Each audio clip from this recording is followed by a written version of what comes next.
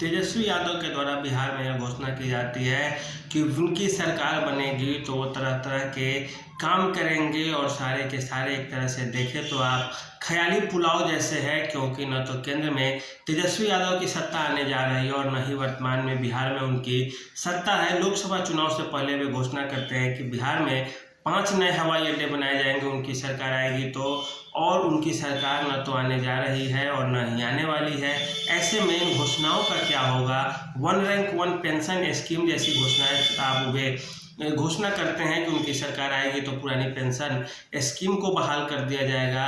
उनकी सरकार यदि आती है तो महिलाओं को, गरीब महिलाओं को 1 लाख रुपए हर महीने दिए जाएंगे, ये भी घोषणा की जाती है। बात यहीं रुक जाती तो काम चल जाता। वे सीधे सीधे हेल्थ जो होता है उसे स्वास्थ्य क्षेत्र को बोलते हैं कि उसे हम अधिकार के रूप में देंगे कि जो जीवन जीने का अधिकार है उस तरह का अधिकार स्वास्थ्य देखभाल, स्वास्थ्य सुरक्षा को भी वे कर देंगे। गैस सिलेंडर की बात की जाए तो वे 500 रुपये गैस सिलेंडर देने की बात करते हैं। नौकरियों के मामले में वे 1 करोड़ नौकरी की बात सीधे सीधे कर देते हैं, जिससे राज्य के बजट पे कितना बोझ पड़ेगा इसका अंदाजा राजद को अभी तक नहीं है। और जो बोलते हैं कि अगस्त में अर्थात 15 अगस्त से ही वे 30 लाख नौकरियां देने की कोशिश शुरू कर देंगे और इसके बाद जो होगा 70 लाख नए नौकरी के जो पद है वे सृजित किए जाएंगे। यह भी एक तरह का एक आसमानी पुलाव जिसे कहा जाता है कि बनेगा कब बनेगा इसका कोई ठौर और ठिकाना नहीं है। इतना ही पे यदि बात रुक जाती है तो काम चल जाता। अभी और आगे वे बोलते हैं 200 यूनिट बिजली फ्री दी जाएगी, जो दिल्ली सरकार दी है। वर्तमान में जो अरविंद केजरीवाल की सरकार है उन्होंने 200 यूनिट बिजली फ्री करने का वादा करके दिल्ली में सरकार बनाया था। उस चीज़ को बिहार में भी कॉपी किया जा रहा है, लेकिन इसका क्या खामियाजा होगा, इसके जो दुष्परिणाम होंगे उसे नहीं बताया जा रहा है। और इस पे बिहार के बजट पे कितना बोझ पड़ेगा यह भी नहीं बताया जा रहा है। न्यूनतम समर्थन मूल्य की बात की जाए जिसमें केंद्र सरकार असफल हो रही है, राज्य की सरकारें असफल हो रही है, किसानों को पैसा देने के लिए राज्य सरकार के पास धन नहीं है, वैसी स्थिति में भी बिहार में वे घोषणा करते हैं कि 10 फसलों पे कम से कम न्यूनतम समर्थन मूल्य दिया जाएगा और इसकी वे गारंटी देती है। यह गारंटी वही 24 गारंटियों में से एक है और इस तरह की जो गारंटी है वो इस रूप में वे दे रहे हैं जैसे केंद्र में उनकी गठबंधन की सरकार नहीं बल्कि राजद की सरकार बनने जा रही है पूरे केंद्र में। और भारत में जितने भी राज्य हैं हर जगह से राजद के प्रत्याशी ही जीत के आने जा रहे हैं। इस तरह की गारंटी राजद के द्वारा प्रस्तुत की गई है बिहार की जनता के सामने। नौकरियों का एमएसएमई मिनिमम सपोर्ट प्राइस का एमएसपी की बात की जा रही है, अंतर्राष्ट्रीय हवाई अड्डाओं की बात की जा रही है और इस तरह के महिलाओं को पैसा देने की बात की जा रही है, गरीबों के कल्याण की बात की जा रही है। स्वास्थ्य क्षेत्र में जो विकास होगा उसे एक अधिकार के रूप में देखा जा रहा है कि स्वास्थ्य सुरक्षा एक अधिकार के रूप में नागरिकों को देंगे। ये नौकरी के मामले में 1 करोड़ से ज़्यादा नौकरियां देने की बात की जा रही है और इसके लिए जो पैसे की ज़रूरत पड़ेगी, जो लाखों करोड़ों का जो डोज पड़ेगा राज्य सरकार के बजट पे, उससे वे कहाँ से लाएंगे? इसे बोलने से सारे के सारे नेता खुद को छिपा रहे हैं कि हम कहाँ से लाएंगे, इसका कोई ठिकाना नहीं है।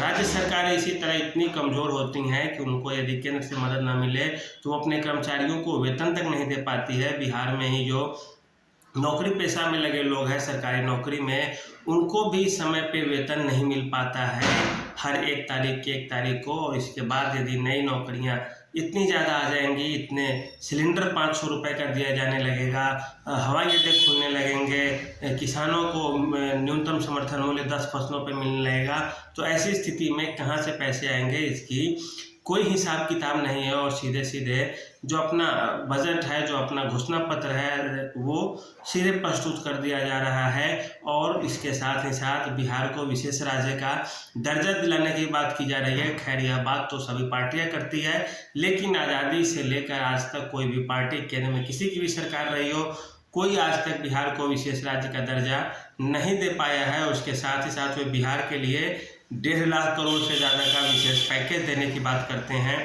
वे ये भी जानते हैं कि केंद्र में अभी न तो सरकार है उनके सहयोगी पार्टी कांग्रेस की, और न ही भविष्य में बनती हुई दिख रही है अगले 5-10 वर्षों तक। फिर भी वे इस तरह की गारंटी देते हैं। ऐसी स्थिति में अगर धोखे से सरकार आ भी जाती है तो केंद्र में यदि भाजपा की सरकार रहेगी तो वो क्या बिहार की सरकार को, तेजस्वी यादव भी मुख्यमंत्री रहेंगे, उनको भी क्या इतने आसानी से चलने देगी, या उनका भी हाल झारखंड वाला हो जाएगा जैसे हेमंत सोरेन की सरकार को बिजली कंपनियों को पैसे देने तक के लिए पैसे नहीं थे और इसके लिए केंद्र से वे बार बार गुहार लगा रहे थे। खर्च करना आसान चीज़ होता है लेकिन पैसे उसके लिए कहाँ से आएंगे, यह अपने आप में एक बहुत बड़ा समस्या होता है। चुनावी वर्ष है इसीलिए सारी पार्टियां घोषणाएं करती हैं, लेकिन घोषणा इस तरह का भी नहीं कर देना चाहिए कि लोग यह समझ ही नहीं पाए कि कहाँ से इसके लिए पैसे आएंगे, या केवल झूठ मूठ की बातें हैं। क्योंकि पैसे पेड़ पर नहीं उगते, जैसा मनमोहन सिंह की सरकार में मनमोहन सिंह ने खुद कहा था, उसके बाद उनकी आलोचना शुरू हुई थी। लेकिन वही स्थिति आज भी है, बड़ी बड़ी घोषणाएं करने से कुछ नहीं होता है। आप उसको ज़मीन पर लाकर करके दिखाइए, बिना किसी तरह के छेड़छाड़ किए, तब जाके यह अपने आप में एक सफल नीति होती है। तो यह घोषणा पत्र आप एक तरह से देखें तो यह सीधे सीधे ख्याली पुलाव जैसे है। आप सरकार में आएंगे तो ऐसे करेंगे, वो सरकार में आएंगे तो ऐसे करेंगे, लेकिन जनता यह चीज़ समझती है कि इस चीज़ को करना इतना आसान नहीं होता है। क्योंकि प्रधानमंत्री मोदी ने भी 2 करोड़ नौकरियों की बात की थी, लेकिन 10 वर्षों में वे भी असफल रहे इस मुद्दे पर। बेरोजगारी का संकट इतना आसान नहीं है। इसके अलावा अन्य भी काम होते हैं राज्य या देश के पास जो करने होते हैं, उसमें भी फंड चाहिए होता है। आप एक तरफ से ये काम नहीं कर सकते। तो चुनावी घोषणा पत्र तैयार करते समय राजनीतिक पार्टियों को इस चीज़ का भी ध्यान रखना चाहिए कि क्या वे इन वादों को समय से पूरा कर पाएंगे या इसके लिए धन आसानी से ले पाएंगे। तो आज के लिए इतना ही, धन्यवाद।